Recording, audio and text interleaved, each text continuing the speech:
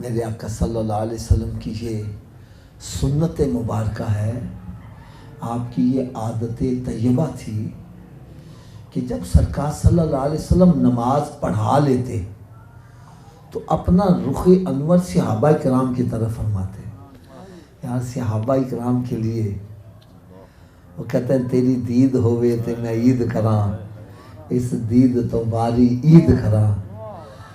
ان کے لیے عید ہو جاتی تھی. اور سرکار صلی اللہ علیہ وسلم کا رخ انور صحابہ کرام کی طرف فرمانے کا مقصد یہ ہوتا تھا کہ میں آج دیکھوں کہ کون کون آج نماز میں حاضر نہیں ہے. اللہ کرے ہمارے اندر بھی ایسی سوچ آ جائے. ہم تو کیا کرتے ہیں، نماز پڑھائی سلام پھیرا تو وہ گئے، کوئی نماز پڑھنے آیا ہے یا نہیں ہمیں اس سے کوئی سروکار نہیں. نبی پاک صلی اللہ علیہ وسلم پوچھتے بھائی فلاں صحابی آج نماز پڑھنے نہیں آیا. ایک صحابی رضی اللہ تعالیٰ نماز پڑھنے نہ آئے تو میرے آقا صلی اللہ علیہ وسلم ان کے گھر تشریف لے گئے. ان کی والدہ ماجدہ جاگ رہی تھی. پوچھا آج تیرا بیٹا مسجد میں نماز پڑھنے نہیں آیا فجر کی. عرض کرنے کی یا رسول اللہ صلی اللہ علیہ وسلم میرا بیٹا ساری رات نفل پڑھتا رہا اور فجر کے وقت تھکا ہوا تھا سو گیا. تو میرے آقا صلی اللہ علیہ وسلم کا فرمان سنو، فرمایا کہ تیرے بیٹے کے لیے بہتر تھا کہ ساری رات سوتا رہتا اور فجر کی نماز جماعت سے پڑھتا.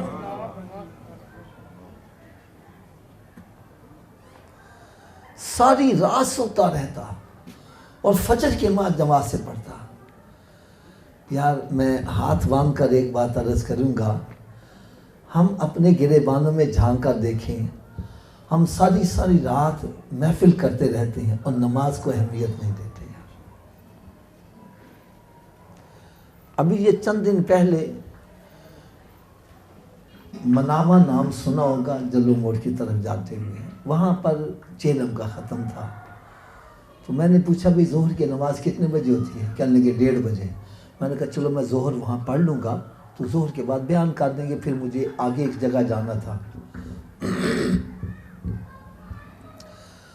میں وہاں پر پہنچ کے فون کیا تو وہ مجھے لینے آئے، میں ان کے پیچھے چل پڑا. میں سمجھا یہ مسجد میں لے جائیں گے، وہ سیدھا محفل میں لے گئے. محفل جھوم رہی ہے، نماز کا کوئی پتہ نہیں. میں نے ان نقیب محفل سے پوچھا، میں نے کہا یار نماز پڑھ لی؟ او جی بڑا وقت پہ پڑھ لوں گے.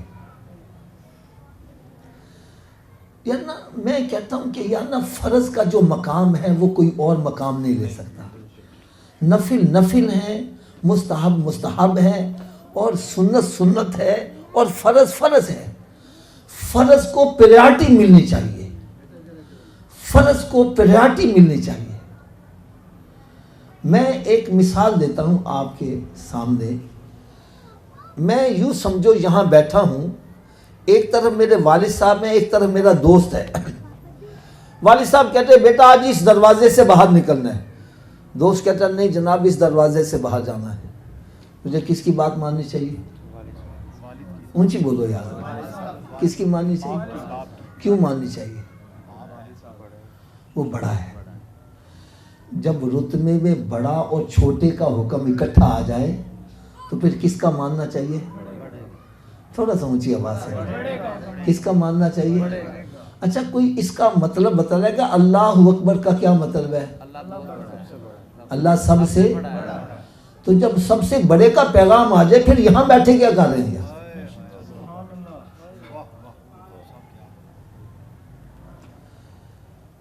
اس کو علامہ اقبال کہتا ہے زبان سے کہہ جو دیا لا الہ تو کیا حاصل. ارے دل و نگاہ مسلمان ہی تو کچھ بھی نہیں ہے. زبان سے اللہ اکبر کہتا ہے اور عمل سے ثابت نہیں کر رہا. ارے تو کیسے بندہ ہے؟ اللہ اکبر کا مطلب تو یہ اللہ سب سے بڑا ہے. اب سب سے بڑے کا حکم آگے سب کام چھوڑو، پہلے رب کے آگے جا کے چھوڑو. میرے غوث پاک کی 11ویں منانے والوں، مجھے خدا کی قسم اس پر بڑا دکھ ہوتا ہے. غوث پاک کا لنگر کھاتے ہیں لیکن غوث پاک کا کہا نہیں مانتے. اور یار جس کا کھاؤ اسی کا تو گاؤ نا. غوث پاک رضی اللہ عنہ 40 سال تک عشاء کے وضو سے فجر کی نماز ادا کی، اور ہم نے کبھی فجر کی نماز نہیں پڑھی ہے.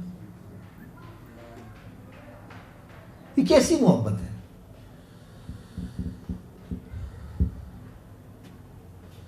ایک مرتبہ آپ اپنے مدرسے میں تشریف فرما ہے، ایک خنزیر اس نے چھلانگ ماری درخت وہ دیوار پھلانگ کے نا، تو آپ کے پاس آ گیا. زبان حال سے وہ عرض کرنے لگا کہ آپ پیران پیر ہیں، روشن ضمیر ہیں، ولیوں کے امام ہیں، اور مستجاب الدعوات ہیں، یعنی جو دعا مانگتے ہیں قبول ہو جاتی ہے. تو میں بھی آپ کے پاس آیا ہوں، میرے حق میں دعا کرو کہ میں خنزیر سے انسان بن جاؤں. کیا بن جاؤں؟ میں لباس بشری میں آ جاؤں، انسانی لباس میں آ جاؤں. میرے غوث پاک رضی اللہ تعالیٰ عنہ نے آنکھوں کو بند کیا اور سر کو جھکا لیا، یعنی مراقبہ کیا. پھر تھوڑی دیر کے بعد سر اٹھایا، فرمایا ٹھیک ہے بھائی، میں تیرے حق میں دعا کرتا ہوں، تو انسان بن جائے گا، لیکن ایک شرط ہے، تجھے رہنا بے نمازی پڑے گا. اگر تو کہتا ہے تو میں دعا کر دوں. فرماتے ہیں وہ خنزیر چیخے مارتا ہوا بھاگ گیا، کہنے لگا میں خنزیر رہنا پسند کروں گا، بے نمازی رہنا پسند نہیں کروں گا. نعرہ تکبیر، نعرہ رسالہ، نعرہ تحقیق، نعرہ غوثیہ. یعنی اس سے اور بڑی نحوست کیا ہوگی؟ خنزیر صبح اٹھ کے دعا کرتا ہے یا اللہ کوئی بے نمازی میرے متھے نہ لگے.